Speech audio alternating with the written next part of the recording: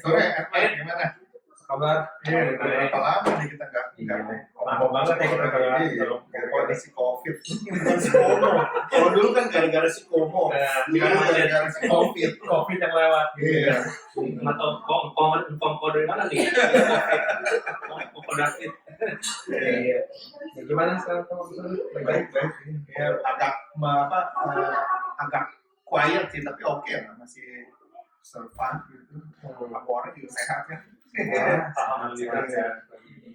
Iya, kan kadang juga mikirnya sekarang COVID kayak gini jadi bingung ya, susah Kerja dari rumah, apa semua serba ribet. Makanya sampai sekarang ini tuh, saya itu kan sebelumnya ini kan nggak bikin seperti ini. Nah, cuman semenjak COVID ini working from home ya, mau nggak mau saya harus bikin home office gitu. Dan juga banyak kan yang saya kalau boleh komentarin nih ya. Jadi ini sebenarnya nggak perlu, maksudnya kamu nggak perlu taruh yang gini-ginian. Maksudnya itu sebenarnya barang-barang kayak feng shui gini, ini itu bukan yang utama.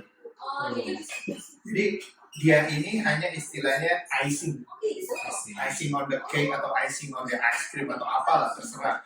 Nah tapi kalau lokasi kamu, kalau kamu punya tata letak rumah udah istilahnya dibagusin secara feng shui, silakan, ini buat kamu kan jadi istilahnya plus poin.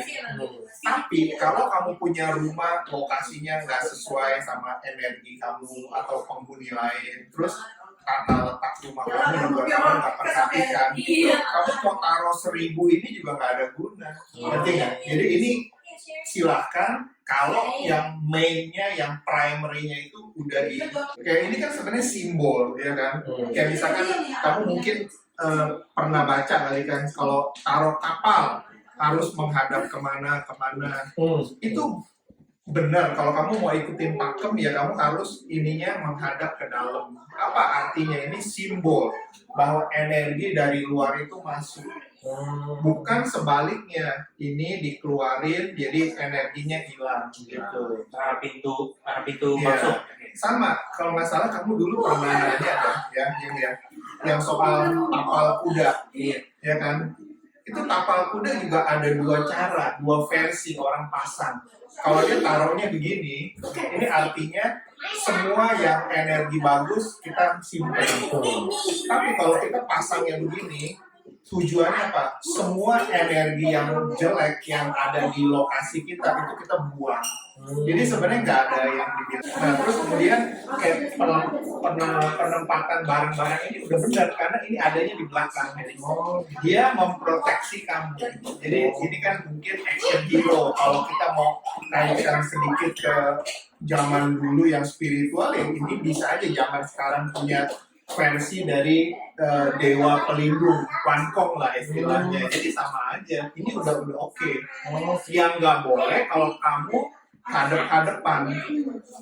Jadi ya misalkan action hero-nya kamu taruh begini. Nah ini kan jadi kamu berantem. Nah ini yang sering orang salah pasang. Kayak misalkan dia ada sesuai kepercayaan masing-masing. Dia mau misalkan taruh rupa dewa atau dia taruh gambar dari, ada kan kalau di Christianity dibilang namanya guardian angel ya, ada Saint Michael, Saint Kevin apa, jangan taruh di seberang. Jadi intinya nggak boleh hadap-hadapan sama kita. Jadi kalau kayak salib pun itu mungkin sebaiknya di belakang. Jadi dia yang istilahnya back kita, dia yang melindungi kita gitu. Jadi meskipun kita punya lemari buku di sini, lemari buku di pojok-pojok, tapi kita posisi duduk di ruang tamu misalnya, kita secara langsung berhadapan sama dia, itu termasuk berhadapan juga. Kalau kita constantly berhadapan, kalau cuma sesekali kamu duduk kebetulan hadapan, itu nggak apa.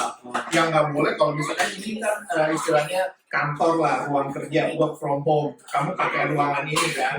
Nah ini udah benar penempatan. Nah tapi kalau kayak barang-barang begini, saya bilang itu nggak perlu. Karena ya sebenarnya kalau kita jujur ngomong nggak ada benefit apa-apa ya. Tapi kalau kamu rumahnya udah bagus, lokasi feng shui-nya juga udah tepat, kamu mau tambahin ini silahkan gitu, itu nggak ada masalah. Tapi nggak bisa sebagai istilahnya harapan satu-satunya ini yang bikin karir kamu bagus, ini yang bikin hoki kita datang, itu enggak. Nah, untuk kalau misalkan ideal ruang kerja itu sebenarnya seperti apa sih? Idealnya dia dekat sama pintu utama karena energi masuk. Kebanyakan orang salah, dia ruang kerjanya di atas, di pojok, itu nggak ada guna karena energi udah sedikit. Justru kita maunya dari depan. Iya, iya. Makanya semakin dekat ruang kerja dengan pintu utama itu bagus letaknya. Letaknya. Terus juga meja ya, ini udah bagus. Jadi di depan kamu empty space, di belakang kamu ada solid protection. Kebanyakan kan orang salah, kebalik, ngadep ke tembok. Iya. Itu nggak benar. Tapi kan itu sekarang banyak orang-orang yang rumah-rumah baru sudah seperti itu. Sebenarnya untuk memanfaatkan space ya. Iya, makanya ada dua pilihan. Kita mau menghemat ruangan itu penting, apalagi kalau rumah kita kecil. Tapi juga jangan gara-gara itu kita mengorbankan kita punya potensi karir, kita punya potensi bisnis. Misalkan kamu dibalik, misalkan kayak posisi Yung begini, ruang kerjanya. Jadi kamu hadapin sini, sama saya duduk begini kan. Saya lebih secara feng shui lebih bagus karena saya punya view jelas. Kan kita punya face, depannya nggak ada kan. Kenapa mata adanya di sini? Kenapa mata nggak di sini? Ya itu sebenarnya ada purpose. Nah, ruang kerja pun juga gitu. Jadi kita punya sensori, punya itu mata, hidung, mulut, kuping, hadap ke empty space yang jelas. Gitu. Meskipun depannya ada tembok. Gak apa-apa, ini kan udah clear. Iya. Daripada kamu nempel ke sini. Iya. Nah, tadi kalau soalnya bilang kita anggap aja sebagai kayak figurin-figurin ini seperti kayak zaman dulu kan pantol. Ya. Nah, kalau dulu kan kayak kalau orang bilang kan kita punya pantol, kita kan merasa terlalu banyak. Iya. Sedangkan saya kan hobi nih, makanya saya ada banyak figurin-figurin ini. Sebenarnya berpengaruh nggak sih cara energi atau Enggak, asal kamu jangan sampai satu rumah semua kamu udah istilahnya di pool di satu ruangan ini sudah cukup. cukup ya? Jadi nggak terlalu kesannya tidak apa Nggak apa-apa. Ini ya silakan, malah bagus kan kamu bisa lihat.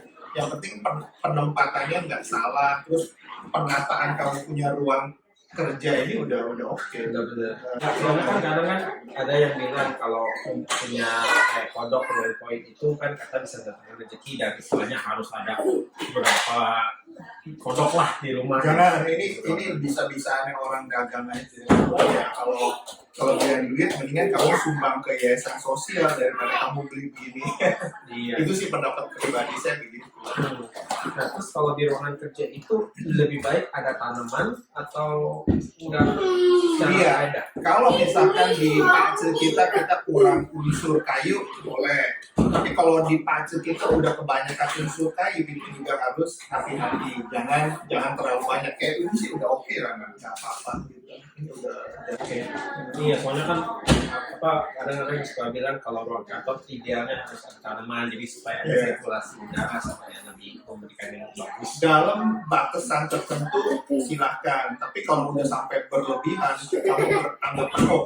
Saya harus taruh tanaman yang banyak supaya saya tambah hoki, itu udah ngawur, udah keliru. Conduit yang sudah dililit terus diikat pakai pita merah. Ya itu juga nggak, yang nggak boleh ya, tools yang ada duri-duri karena itu energinya kan istilahnya tajam ya dalam tanda petik. Jadi kita artinya mudah untuk terlibat perselisihan dengan orang lain. Bisa teman kantor, bisa keluarga sendiri, bisa orang lain siapa aja. Sama pohon ganja juga nggak boleh. Keluarganya tanam di dalam kamar, jadi jangan ketahuan. Gitu. Itu malah mencari masalah. Kalau saya mau tanya, kan ada orang yang suka demen taruh kayak ini misalnya nih, ya taruh patung show kita mungkin mendukung supaya itu penjelasannya gimana? Itu sebenarnya hanya kita punya istilahnya psikologis. Iya. Ini kamu bilang taruh objek yang menyimbolkan show kita. Kamu pernah nggak datang ke rumah orang, terus kamu lihat lukisan, itu kebun binatang kalau istilah saya, karena ada show ayam lah, ada show kebo lah, semua digambarin jadi satu.